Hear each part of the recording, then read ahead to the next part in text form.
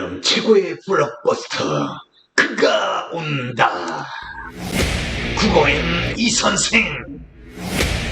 고려정 바다 이 선생이 준비한 국어의 모든 것 이제 당신이 바뀐다. 상상 그 이상 지금부터 모든 진실은 이 영상 속에 있다.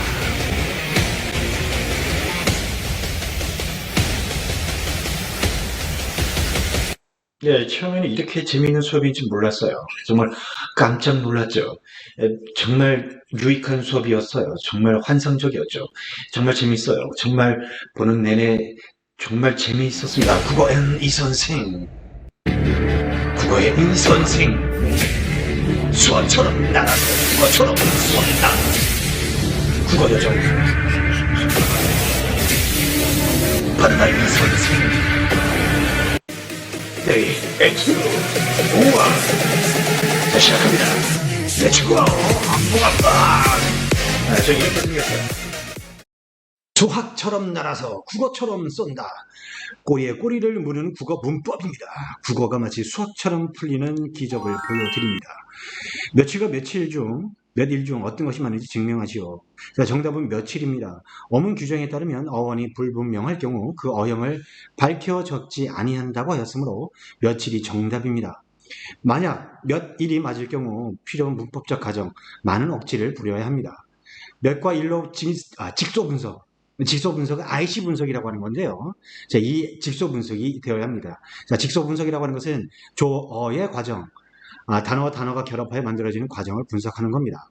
하지만 몇과 일로 분석한다는 것은 마치 사랑을 사와 랑으로, 의자를 의와 자로, 시멘트를 시와 멘트로 분석하는 것과 같습니다. 여하튼 몇과 일, 합성어라는 억지를 부려본 다음에야 일단 몇 일이 맞다는 이 명제를 비로소 출발해 볼 수 있습니다. 이렇게 몇과 일로 분석하면 몇은 관용어, 관용사, 수식원, 그 다음에 일은 주어, 명사, 체원이 됩니다. 네, 그러면요, 몇이라는 말이 일을 수식, 꾸민다는 억지를 부려야 가능한 것이죠. 자, 두 번째예요. 몇과 일에서 일이 형시 형태소여야만 며칠로 연음이 됩니다. 여기서 잠깐 형태소 설명을 잠깐 해볼게요. 형태소는 단어가 자립할 수 있는가 없는가에 따라 자립 형태소, 의존 형태소, 단어의 뜻이 있는가 없는가에 따라 실질 형태소, 형지 형태소로 나뉩니다. 문장을 통해 설명해 볼게요. 나는 엄청나게 예쁘다.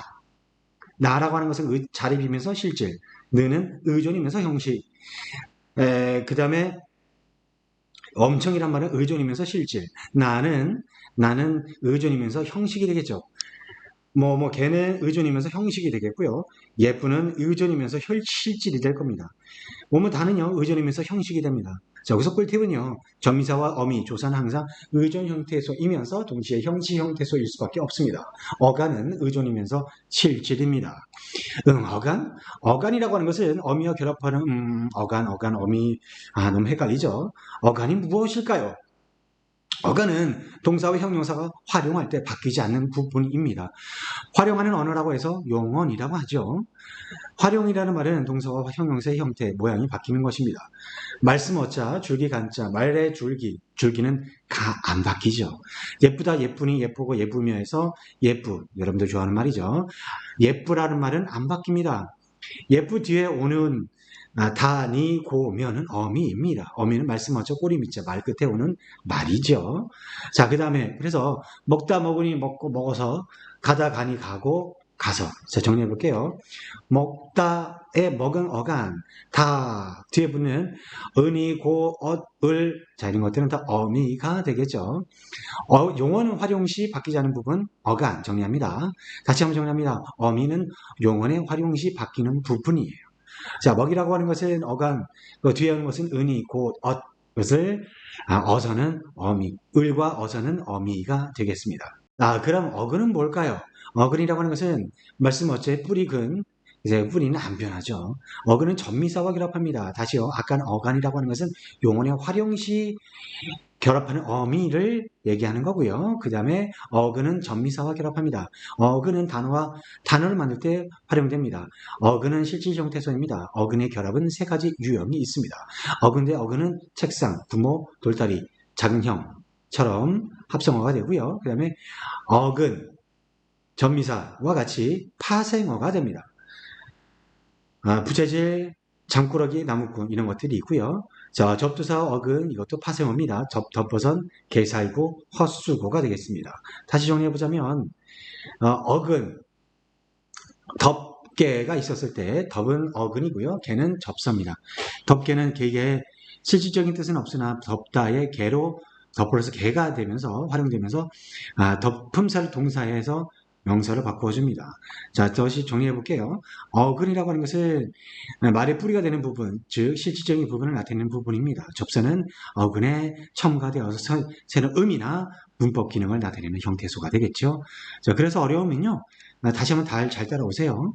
포졸이란 말이 있습니다. 포졸, 잡을 포자죠. 잡는 사람, 잡놈, 잡쇠, 잡새, 짭새가 됩니다. 짭과 새 중에 어떤 말이 실질적인 뜻이 있을까요? 짭이 잡는다는 뜻이 있죠. 그러니 짭은 어근입니다. 반면에 새는 아무 의미 없이 붙는 전미사죠. 왜 새가 word가 아닌 bird가 아닌 것은 아시죠? 그래서 짭새는 잡는 사람의 뜻이라는 말에서 온 말입니다. 하지만 여러분 경찰분께 짭새라고 하면 될까요? 안 될까요? 귓방망이 한 대 맞습니다. 짭새의 의미가 이젠 경찰을 비하는 의미로 바뀌었기 때문이죠. 왜냐하면 언어의 역사성, 언어가 바뀌는 성질이 있습니다.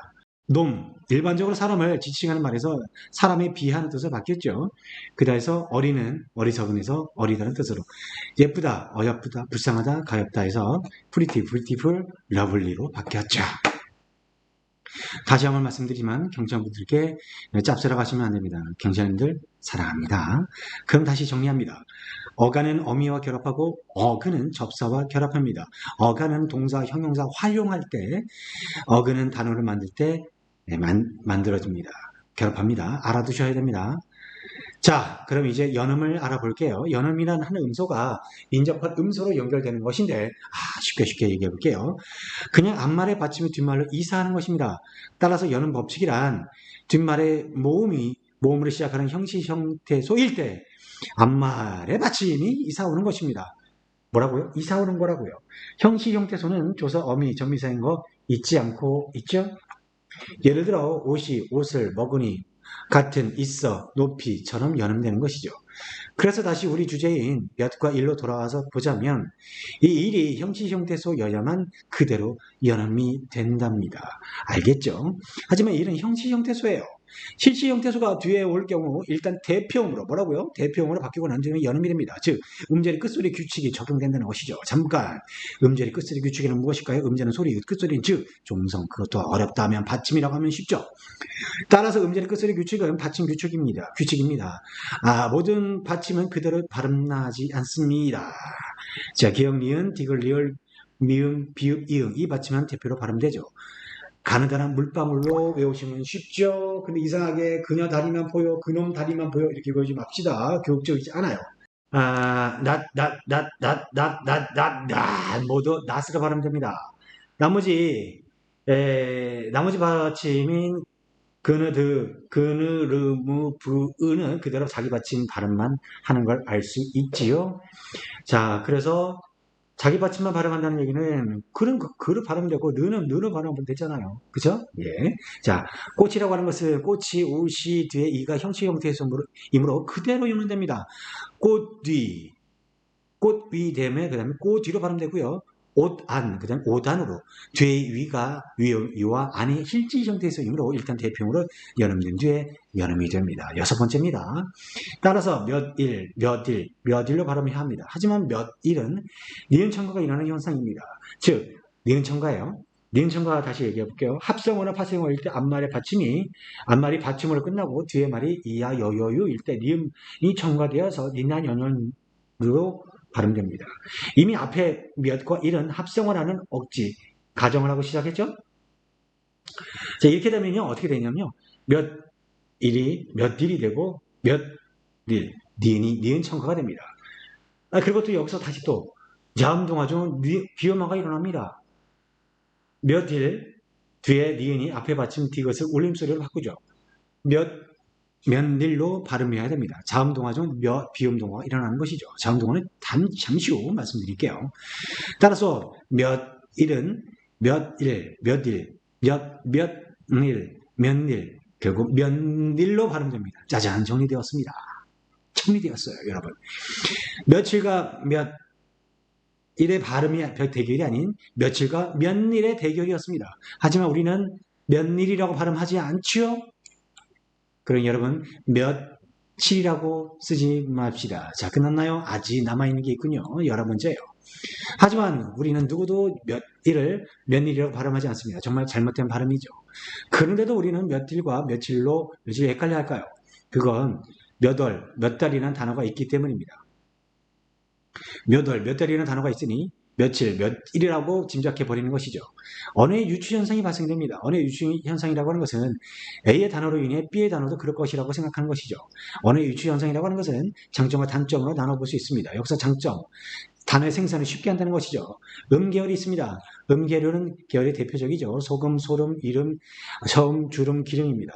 흘을 통해서 사흘, 나흘, 이틀, 디귿 플러스 힐, 이틀이 되는 것이죠. 여기서 잠깐 사흘과 나흘 헷갈려 하시죠? 사흘, 4일이니까 사흘 아니야? 이런 생각, 이런. 그러지 마세요. 틀렸어요. 서너 개. 내 동생 곱슬머리 개구쟁이 내 동생 이름은 하나인데 별명은 서너 개 뭐 이러죠. 아시죠?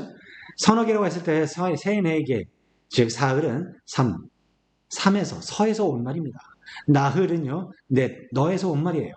자, 그럼 지금부터 언어 유추 현상을 설명해 볼게요. 언어 유추 현상의 단점, 즉 유추 현상의 오류입니다. 뇌졸중으로 쓰는 것. 증상처럼 생각해서 뇌졸중으로 쓰는 것이죠. 폭발하는 말 때문에 폭발이라고 잘못 발음합니다. 언어의 유추 현상은 오랜 시간을 거쳐서 단어로 굳어진 것이 많습니다. 서르, 나라 말씀에 증국에 따라 서르 사마띠 아니할세 이런 등처럼 어린 백성이 서르 사마띠 아니할세 했을 때 서르라는 말은요. 바로 서르라는 말은 원래 서류였습니다. 근데 우리가 서로로 쓰고 있죠, 지금. 그래서 어떻게 된 거냐? 바로, 스스로, 제대로처럼 로 계열이 많다 보니까 서로로 말이 굳어지게 된 것입니다. 자, 바라볼 망자가 있습니다. 9구자예요. 90을 바라보세요. 90까지 장수하세요라는 말, 망구입니다. 여기에 크다, 많다는 뜻에 하다가 결합하여 한 망구가 됩니다. 참고로 예전에 말해서 하다라는 말은 크다, 많다. 하다는 지금의 동사전미사 서술로 하다였습니다. 한망구가 할망구가 됩니다. 할망구가 하라방이 됩니다. 또 제주도에 있는 니은이 리을로 바뀐 것은 화름조 현상이에요. 화름조 현상이라고 하는 것은 모음 조화나 자운동화, 모음 충돌을 피하기 위한 매개 모음에 삽입 따위가 있습니다. 즉 발음하기 편한 쪽으로 바뀌는 것이죠.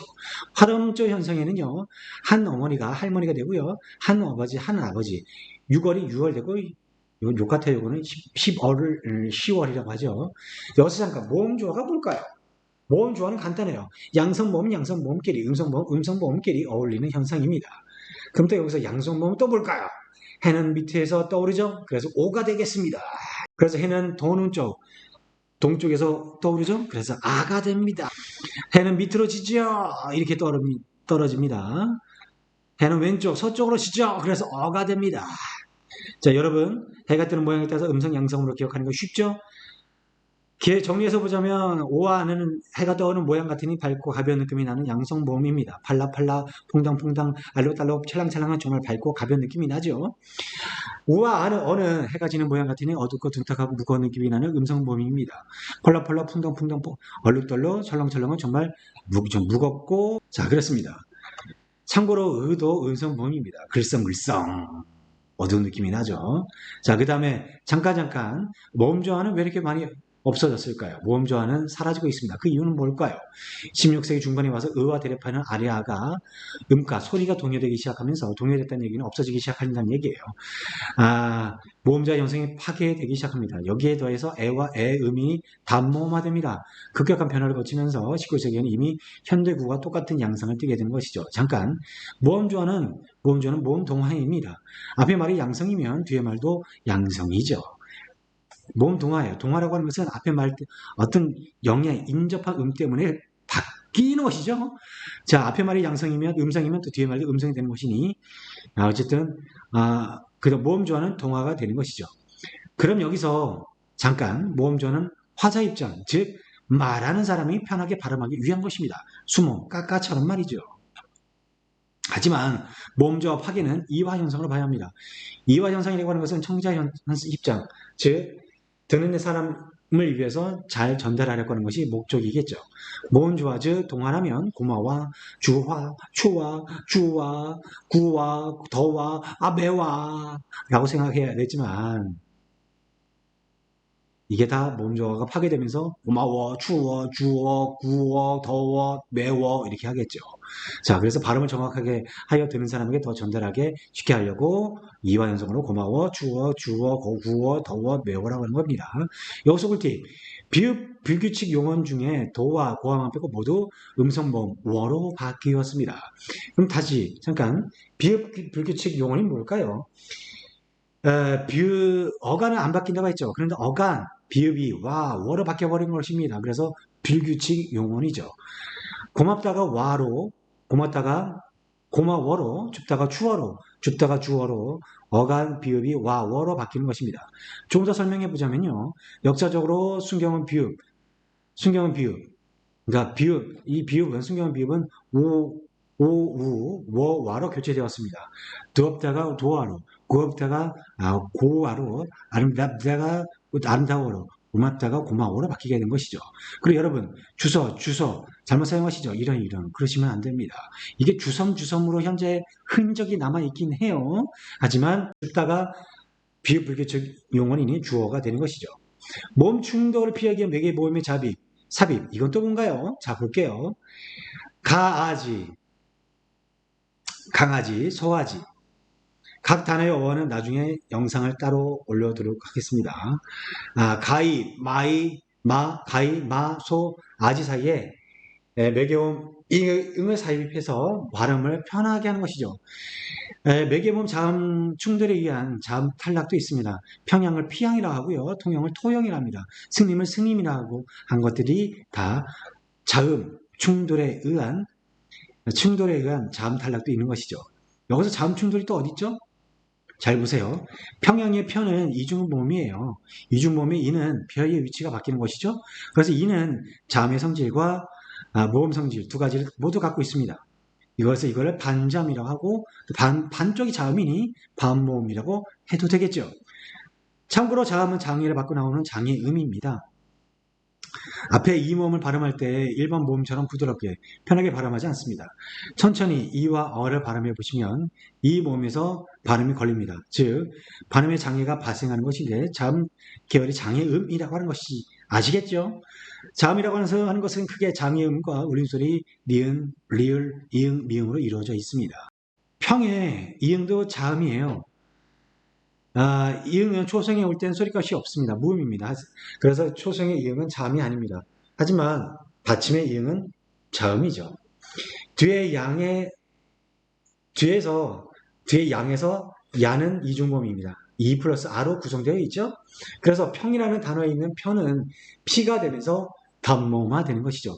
받침 이응은 뒤에 야에서 반모음 이와 충돌되니 받침 이응이 탈락되는 것이죠. 따라서 피양, 내래 피양이서 하시오라고 발음하는 것이죠. 토용도 같은 이치입니다. 통용의 받침 이응이 뒤에 여에서 반점 이와 충돌되므로 토용.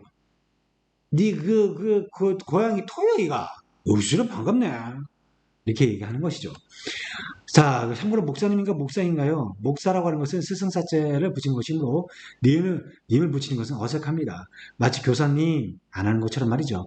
의사 선생님도 아주 어색한 말입니다. 선생님이라는 말이죠. 그럼 여러분들 질문합니다. 그럼 선생님, 목사님이 목사라면 스님은 스님인가요? 아닙니다. 아니에요. 아니라고요. 스님은 스님에서 마침 이응과 뒤에 오는 니은이 자음 충돌하여 발음하기 불편하다고 생각하겠죠.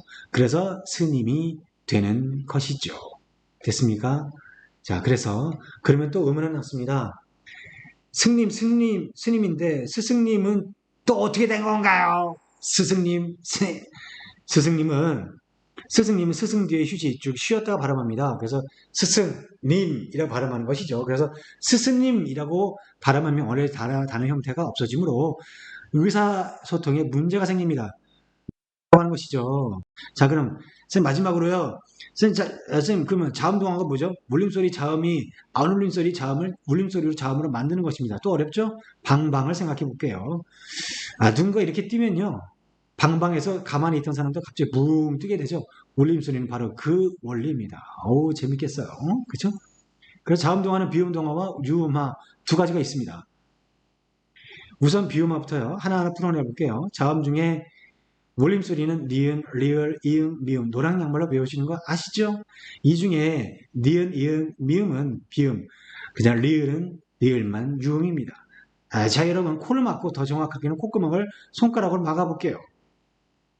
간, 강, 감, 다시요. 감, 코를 막으라고요. 코를 잡아보라고요.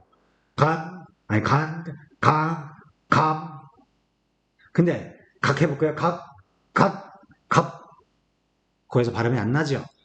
자, 그래서 감은 코에서 발음 나고 갑은 코에서 발음이 안 나죠? 맞습니다. 니은, 이응, 미음은 비음입니다. 나머지 유음, 리을은 유음, 흐를 유, 가장 울림이 큰 소리입니다. 비음보다 더 울림이 큰 소리가 바로 유음입니다. 여기서 질문, 모든 모음은 울림소리일까요? 안 울림소리일까요? 모든 모음은 울림소리입니다. 그럼 또 여기서 질문, 자음 중에 모음 성질이 가장 가까운 자음은 무엇일까요? 니은, 리을, 이응, 미음입니다. 이런 저는 잠깐 깜빡했군요. 그럼 또 질문, 자음 중 모음 성질에 가장 가까운 자음은 뭘까요? 리을입니다. 아까 얘기했잖아요. 울림도가 가장 큰 자음이라고 했죠. 자, 그럼 다시 돌아와서 비음의 구조를 단순화시켜 보자면 비음은 비음, 미음으로 발음됩니다. 반물, 암말, 암말이면 됩니다. 이것은 비음, 니은으로 발음됩니다. 만며느리, 만며느리, 듣는은 듣는. 기억은 비음, 이응으로 발음됩니다. 국물, 부엌문, 부엌문. 자, 여기서 잠깐 비음하는 같은 조음의 위치에서 일어납니다. 조음 위치는 발음하는 위치입니다. 비음은 같은 발음 위치인 미음으로 발음됩니다. 이것은 같은 조음 위치인 니은으로 발음돼요. 기억은 같은 조음 위치인 이응으로 발음됩니다. 자음의 위치들을 볼게요. 자, 그렇죠. 여기서 보자면 어떻게 해요? 양수음인 비읍은 미음으로 발음되는 것이죠. 그죠? 지조음인 디귿은 니은으로 발음이 되는 것이죠. 자, 그 다음에 경구음인 지읒은 경구에서는 없죠. 국음이 없어요. 영국에는 기억하고 니은, 기억이 이응으로 발음되는 것이죠. 이해됐나요? 됐죠? 더 구체적으로 보자면 다음 그림과 같습니다. 자, 이렇게 되죠? 양수는 비읍이 어디로 가요? 비읍이 요 미음으로 가요. 그 다음에 지정 디귿이 니은으로 가요. 그 다음에 기억이 이음으로 가죠. 됐습니다. 자음동의 두 번째 유음에 대해서 알아볼게요. 유음은 리을로 바뀌는 것이라 쉽습니다. 리을이 가장 울림이 큰 소리이기 때문에 비음 리을을 만나면 유음 리을로 바뀌게 됩니다. 날로 그다음 설날. 그런데 예외 현상이 시험에 나오겠죠. 유신랑은 유신랑일까요? 다시 말해서 유음어가 일어날까 비음어가 일어날까 환경에 따라 정답은 달라집니다. 휴지, 즉 어디서 끊어 있는가가 관건입니다. 유신랑, 유치성을 가진 신랑이면 유신랑이 됩니다. 유신랑. 그 다음에 유신랑, 김유신이 화랑이면 유신랑이 맞아요. 유신랑이 맞아요. 다음으로 한자 플러스 난, 냥, 력, 논, 련, 료, 레, 령, 로, 류. 이게 니은과 결합할 때 유음화가 아닌 비음화가 됩니다. 니은, 니은으로 발음된다는 것이죠. 그래서 의견난, 임진난, 생산량, 그 다음에 결단력, 공권력, 입원론, 입원료, 동원료, 상견례, 횡단로, 등산로, 구근료 이렇게 되어 있습니다. 하지만 윤리, 줄루는 어떻게 될까요? 한자 플러스 난, 량, 런, 론, 료, 네, 령, 로, 류 이게 니은과 결합할 때 조건이 있다고 했죠? 이경과 한경과 맞지 않죠? 그래서 어떻게 돼요? 그렇죠? 륜이라고 발음하지 않습니다. 율리라고 발음합니다. 준눈이라고 발음하지 않습니다. 줄륜이라고 발음하게 되는 것이죠. 자, 또 하나 권력이라고 하는 것은 권력이라고 발음해야 맞습니다. 그런데 말입니다. 마지막 하나 더. 대관령은 대관령으로 발음하는데 동을령은 동원령으로 발음하나요? 영이라고 하는 것은 다릅니다. 여기 령은 법령, 명령. 그래서 영에는 여기서는 언덕을 얘기합니다. 보시다시피 영은 둘 다 대관령이든 그 다음에 동원령이든 둘 다 전미사 맞죠. 하지만 암말 대관과 종은 모두 한자예요. 근데 환경이 다른데 어떻게 똑같은데 어떻게 다를까요? 군의 국어원 답변에 따르면요. 이렇게 나와 있습니다.